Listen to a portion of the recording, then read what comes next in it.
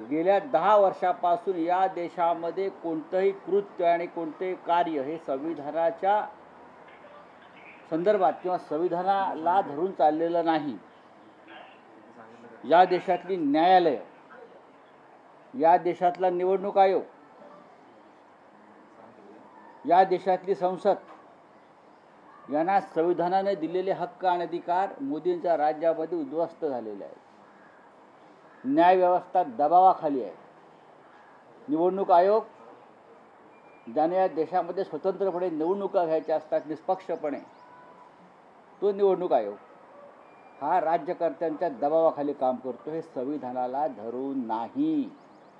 नरेंद्र मोदी आणि त्यांच्या लोकांनी संविधानावर बोलू नये, तो संविधानाचा अपमान ठरेल. मोदी यांनी सांगावं त्यांनी गेल्या 10 वर्षामध्ये कोणतं कार्य संविधान मजबूतीसाठी केलं हे त्यांनी सांगावं ना. भारतीय जनता पक्षानं सांगावं. ज्या पद्धतीने या देशामध्ये मग विधानसभा असेल, लोकसभा असेल, विरोधी पक्षच राहू नये. विरोधी पक्षाला संविधानामध्ये, संसदीय लोकशाहीमध्ये अत्यंत महत्त्वाचं स्थान आहे. पण विरोधी पक्ष राहू नये.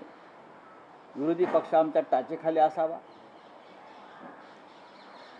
सेंट्रल एजन्सी, तपास यंत्रणांचा गैरवापर करून विरोधी पक्षांच्या मागे चौकशीचा ससेमिरा लावावा, त्यांना तुरुंगात टाकावं. विद्यमान मुख्यमंत्र्यांना तुरुंगात टाकणं हे कोणत्या संविधानाच्या कलमात लिहिलं आहे का? भारतीय जनता पक्षाचे सगळे लोक काय दूध के धुले आहेत का? ईडी, सीबीआय दाखवावं कधी भाजपच्या घरी गेली आहे. उलट ज्यांच्या घरी गेली होती आमच्याकडे असताना जे लोक, त्या मोदींच्या मांडीवर बसलेत आणि मोदी त्यांना दूध पाजतात मांडीवर घेऊन. जे लहान मूल पाजतं ना, लहान मुलाला आई पाजते ना, तसं आईच्या ममतेने त्यांची मोदी काळजी घेत आहेत. 70,000 कोटीचा सिंचन घोटाळा त्यांच्यावर मोदीने आरोप केला. त्यांना तुमच्या उपस्थितीमध्ये मंत्रिपदाची शपथ दिली जाते. हे कोणत्या संविधानात लिहिलेलं आहे सांगा ना. संविधानातल्या कोणत्या कलमात लिहिलेलं आहे सांगा तुम्ही. ज्या पद्धतीनं या राज्याचं सरकार आमदार फोडले, 10व्या शेड्यूलनुसार सगळे अपात्र ठरायला पाहिजेत. नरेंद्र मोदींच्या दबावाखाली सर्वोच्च न्यायालयानं चंद्रचूड यांनी निर्णय दिला नाही. हे का संविधानामध्ये बसतंय का? चंद्रचूड यांच्यावरती खरं म्हणजे खटला दाखल केला पाहिजे. ज्या पद्धतीने हे राज्य मोदी चालवतात ते संविधानाच्या विरोधामध्ये आहेत. संविधान हा देशाचा आधार आहे. तो आधार नरेंद्र मोदींनी उद्ध्वस्त केलेला आहे.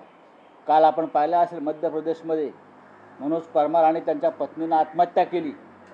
त्यांच्या लहान मुलानं राहुल गांधींच्या भारत जोडो यात्रेमध्ये सहभाग घेतला आणि त्याने जमवलेला जे गल्ला होता तो दान केला.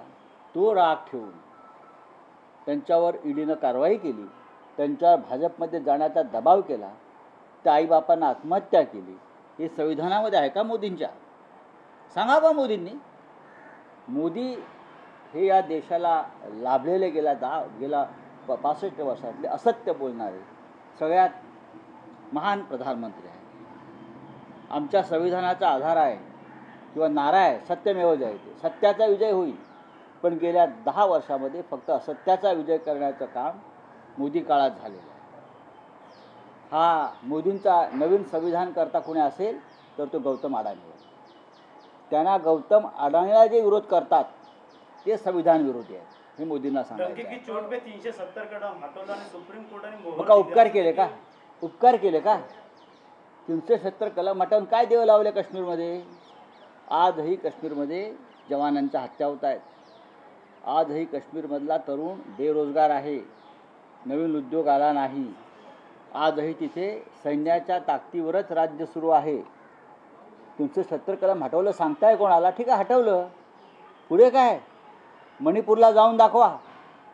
काश्मीरचा विषय संपलाय. तेच कसलं भजन करताय? हिम्मत असेल तर काश्मीरला जाऊन दाखवा आणि गौतम अडाणीला सांगा की मणिपूरमध्ये एखादी प्रॉपर्टी घ्या सरकारची आणि तिथे उद्योग काढा. आहे गौतम अडाणीची हिम्मत? पाणी आणली त्यावेळेस अनेकांना जेलमध्ये टाकण्यात आलं असतं. ती घोषित आणीबाणी होती. मात्र आता जे अघोषित प्रमाणे आत टाकलं जातं का ईडी मार्फत? बघा, आणीबाणी ही उघडपणे आणली.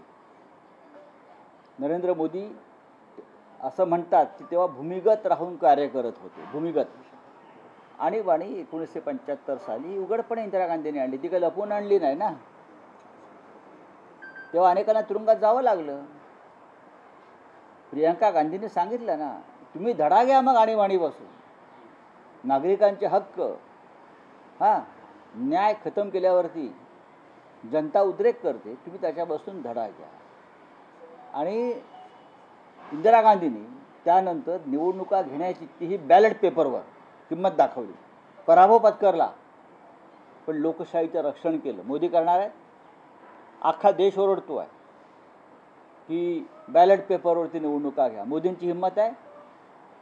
देशात झालेल्या निवडणुकांवरती लोकांचा विश्वास नाही, ही संविधानाची हत्या है. चलो बोले, चलो हिंदी में बोले, बस हो गया, हिंदी में बोले. कल योगी जी ने कहा है कि जिन्होंने ताजमहल बनाया था क्या? हाथ काटे गए थे, लेकिन जो राम मंदिर, अरे छोड़ दीजिए. चलो, मोदी जी ने संविधान ग्यारह शपथ ली है कल संविधान को लेकर. मोदी जी ने शपथ ली हुई है 11. उसमें तीसरा जो संविधान में जो शपथ लिया गया कि जीरो टॉलरेंस किया जाएगा. क्या जीरो टॉलरेंस किया जाएगा? भ्रष्टाचार को लेकर. लेकिन महाराष्ट्र में जिस तरीके से अजीत पवार कभी बोला है मोदी जी ने ये? तीसरा ये सर, कल तीसरा शपथ था उनका सर, ये चीज को लेकर. कहाँ था, कहाँ लिया शपथ? सब कहा गया था उनकी तरफ से कि मैं अरे जीरो छोड़ टॉलरेंस दीजिए, दूंगा सर. पुरानी खबर है. अपन पहला संसद आज मंत्रिमंडल मराठी में हो गया है. हिंदी के बाद अगर कुछ होगा तो मुझे बताइए. कौन है? सावरकर को लेकर एक बार फिर से चर्चा हुई कल सदन में, जहां एक तरफ कहा गया कि सावरकर जी जो है टू नेशन थियरी, जिन्ना जी नहीं, सावरकर जी जो है वो टू नेशन थियरी चाहते थे. कौन बोल रहा है ऐसा? सर, तमिलनाडु के एक एमपी उनके तरफ से बात कहा ऐसी है, ये पुरानी बातें हैं. 50-50, 60-60 साल पहले उस स्थिति में जो बात कही थी, वो जो लिखी थी, आप 70 साल के बाद उसके ऊपर चर्चा करते हो. देश को आगे लेके जाना है ना. 1947 से पहले जो इस देश में स्थिति बनी थी, उस वक्त महात्मा गांधी जी, वीर सावरकर जी, सुभाष चंद्र बोस जी, उनकी अलग अलग राय थी. अब वो भूल जाना चाहिए. अब देश को आगे लेकर जाना है ना, तो भूल जाना चाहिए. नरेंद्र मोदी जी ने कल संविधान की बात की. नरेंद्र मोदी के मुंह से संविधान रक्षा की बात ठीक नहीं लगती. मोदी जी के कार्यकाल में 10 साल में दर दिन संविधान की, लोकतंत्र की, न्यायालय की, पार्लियामेंट की, जनता के अधिकारों की हत्या और हनन हुआ. और आप संविधान रक्षा की बात करते हो. आप इमरजेंसी, आपातकाल की बात करते हो. कौन सा आपातकाल? 1975 की स्थिति अलग थी. अब आपको 1975 भूलकर 1914, 1914 से जो आपातकाल इस देश में लगा है 10 साल, इंदिरा जी का आपातकाल 19 महीने था, 19 मंथ था ज़्यादा से ज़्यादा. 2 साल आप पकड़िए. लेकिन आपका आपातकाल जो है 10 साल से इस देश में चल रहा है. और 10 साल से इस देश की न्याय व्यवस्था, सुप्रीम कोर्ट हो, हाई कोर्ट हो, संसद हो, सब कुछ जो संवैधानिक संस्थाएं हैं वो आपके दबाव में है. जनता दबाव में है. लोग आत्महत्या कर रहे हैं आपके डर से. भाई, लोग आत्महत्या कर रहे हैं. कल जो परमार कपल मध्य प्रदेश में, मनोज परमार और उनके पत्नी ने आत्महत्या किया, सदोष मनुष्य वध का जो अपराध है वो प्रधानमंत्री के ऊपर लगना चाहिए. ये ईडी, सीबीआई केंद्र सरकार के कंट्रोल में आती है. और जिस तरह से आपने दबाव बनाकर एक ऐसे दंपत्ति को आत्महत्या करने पर मजबूर किया है, सुसाइड नोट पढ़िए, ये सीधी जिम्मेदारी नरेंद्र मोदी जी के ऊपर जाती है, अमित शाह जी के ऊपर जाती है. उनके ऊपर सदोष मनुष्य वध का अपराध मुकदमा होना चाहिए. निर्मला सीतारामन के ऊपर होना चाहिए. उनका बच्चा भारत जोड़ो यात्रा में या न्याय यात्रा में राहुल गांधी जी से मिलता है, अपना गुल्लक देता है, दिमाग में रखकर ईडी उनके घर पर रेड करती है. कांग्रेस छोड़कर बीजेपी में आने का दबाव डालती है. ये क्या है देश में चल? ये संविधान है क्या? आप संविधान पर बात करते हो? कौन सा संविधान आप चला रहे हो देश में? आपका खुद का संविधान? आपका संविधान सिर्फ गौतम अडानी के लिए. आप संविधान नया लिखना चाहते हैं गौतम अडानी के फायदे के लिए, देश के लिए नहीं, लेकिन हम ये होने नहीं देंगे, हम लड़ते रहेंगे। Thank you. भ्रष्टाचार को लेकर जीरो टॉलरेंस कहा गया मोदी जी को, मोदी जी ने कहा है भ्रष्टाचार को लेकर जीरो टॉलरेंस किया जाएगा। तो सबसे पहले अजीत पवार को पार्टी से निकालिए, उनको जो आपके महान उपस्थिति में शपथ ग्रहण किया है ना, तो बताइए एकनाथ शिंदे सबसे भ्रष्ट व्यक्ति है, और भी उनके साथ जो 10-12 लोग आए हैं ना, जिनको पर ईडी सीबीआई के मुकदमे और रेड्स हुए हैं, हिम्मत है आप उनको दूर करने की?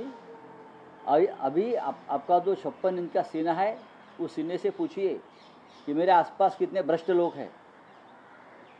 सबसे पहले तो गौतम अडानी को आप टॉलरेट कर रहे हो, तो देश नहीं टॉलरेट करना चाहता, जीरो टॉलरेंस की बात है। ये तो 1000% भ्रष्टाचार है। देखो मोदी जो बोलते हैं वो करते नहीं, और जो करने की बात होती है उनसे होती नहीं। Thank you sir.